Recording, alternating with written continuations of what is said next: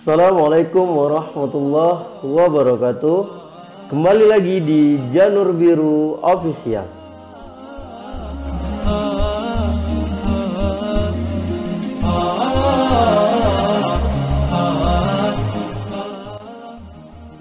Berbicara mengenai kebijaksanaan, tak lepas dari sikap yang harus dimiliki seorang pemimpin.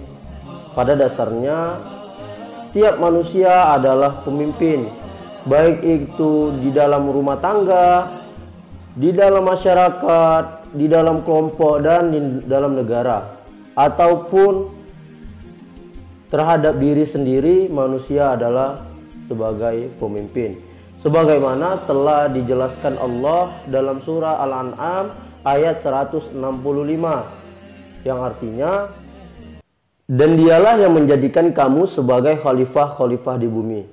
Itu artinya setiap manusia yang diciptakan Allah adalah seorang khalifah atau pemimpin. Seorang pemimpin haruslah memiliki sikap bijaksana dan adil. Adil di sini bukan berarti sama rata, melainkan sesuai dengan kebutuhannya masing-masing. Ada sebuah kisah di zaman Nabi, tepatnya zaman Nabi Daud, yang sudah diceritakan juga di dalam Al-Quran. Di dalam Quran surah Al-Anbiya ayat 78 sampai 79 diceritakan di zaman Nabi Daud, tepatnya di zaman pemerintahan Nabi Daud, dan sebelum naiknya Nabi Sulaiman sebagai nabi dan sebagai raja. Ada cerita unik mengenai kebijaksanaan seorang pemimpin, yaitu Nabi Daud dikala itu sedang memerintah kerajaannya. Ada kisah mengenai seorang pemilik kambing dan pemilik kebun.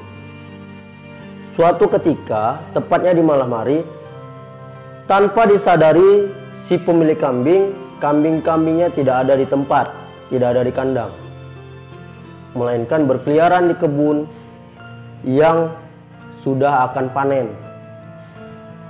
Sehingga kambing-kambing tersebut memakan semua tanaman yang ada di kebun itu. Keesokan paginya, ketika hendak memanen kebunnya, si pemilik kebun terheran-heran melihat kebunnya sudah hancur berantakan dan habis. Di sekeliling perkebunannya dilihat ada beberapa kambing yang telah memakan hasil panen dari perkebunannya. Sang pemilik kebun pun menangis melihat kejadian itu, karena kebun yang akan dipanennya sudah lenyap dimakan kambing. Tak lama kemudian datanglah seseorang yang ternyata adalah pemilik kambing-kambing tersebut. Dengan terkejut, dia melihat bahwa kambingnya sudah memakan tanaman-tanaman yang akan panen. Dengan hati yang sangat sedih, si pemilik kambing meminta maaf kepada si pemilik kebun, dikarenakan kambing-kambingnya sudah memakan hasil panen yang hari ini tanamannya akan dipanen. Apa kata si pemilik kambing? Wahai sang pemilik kebun,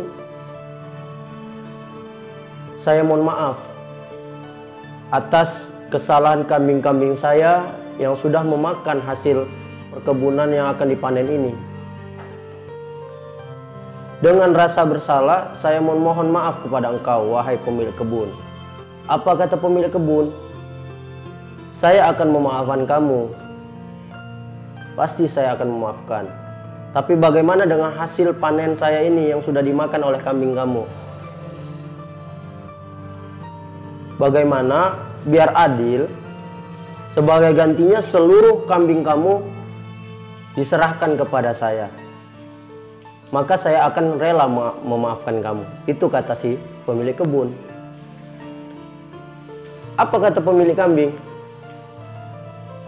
Kalau begitu, itu tidaklah adil bagiku.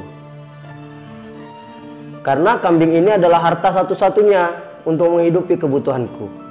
Nah, pada saat itu, di zaman itu dipimpin oleh Nabi Daud sebagai raja yang adil.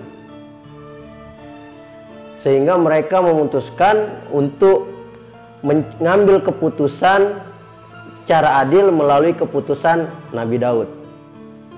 Jadi Nabi Daud di zaman itu sangat bijaksana, dan juga seorang putranya yang bernama Sulaiman.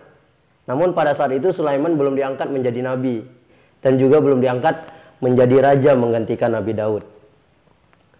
Datanglah kedua orang tersebut, yaitu pemilik kambing dan pemilik kebun, untuk menyelesaikan masalahnya. Assalamualaikum wahai raja Nabi Daud, kami ada persoalan, katanya. Apa persoalanmu wahai rakyatku, kata Nabi Daud. Jadi begini, kambing-kambing beliau sudah memakan hasil panen di perkebunan saya. Jadi itu tidaklah adil bagi saya kalau saya hanya memaafkan beliau. Jadi dari kesimpulan saya, secara adil saya ingin kambing-kambing beliau secara keseluruhan untuk saya, untuk menggantikan hasil panen yang harusnya hari ini saya panen. Itu katanya. Lalu Nabi Sulaiman dengan seksama mendengarkan diskusi mereka, dan sehingga Nabi Daud mengambil kesimpulan sebagai umpan kepada Nabi Sulaiman untuk menyampaikan pendapatnya. Jadi pada saat itu membenarkan kesimpulan dari sang pemilik kebun, agar Nabi Sulaiman menyampaikan pendapatnya yang bisa didengar dan disampaikan secara bijaksana. Jadi apa kata Nabi Daud? Kalau begitu itu adil, kata Nabi Daud. Karena kambing kamu sudah memakan hasil kebun sang pemilik kebun, maka serahkan keseluruhan kambing kamu kepada beliau.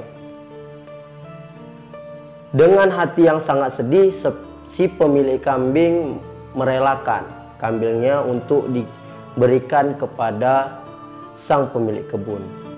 Dan dia berdoa, ya Allah, kalau memang ini keputusannya saya terima, katanya. Jadi sebelum diselesaikan, datanglah seorang calon raja ini yang bernama Sulaiman. Lebih tepatnya Nabi Sulaiman menyampaikan, ayah, saya akan menyampaikan saran saya, katanya. Bagaimana kalau sebelum kambing ini diserahkan ke sang pemilik kebun, bagaimana kalau sang pemilik kambing menanami kembali tanaman yang ada di kebunnya si pemilik kebun sampai panen.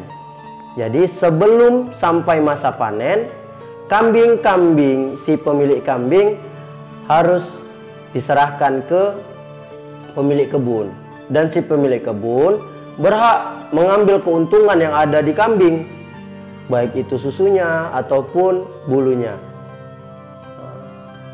Jadi tidak ada yang merasa dirugikan. Sampai tanaman yang tumbuh kembali, maka kambing-kambing akan dipelihara oleh si pemilik kebun.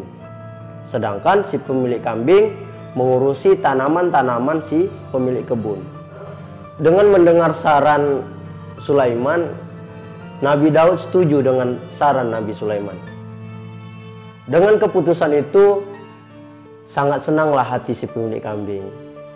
Dan si pemilik kebun merasa senang juga tanpa dirugikan. Saranmu sangat tepat, Sulaiman, kata Nabi Daud. Jadi dengan itu berbahagialah kedua belah pihak ini, tanpa ada kesedihan dari masing-masing pihak.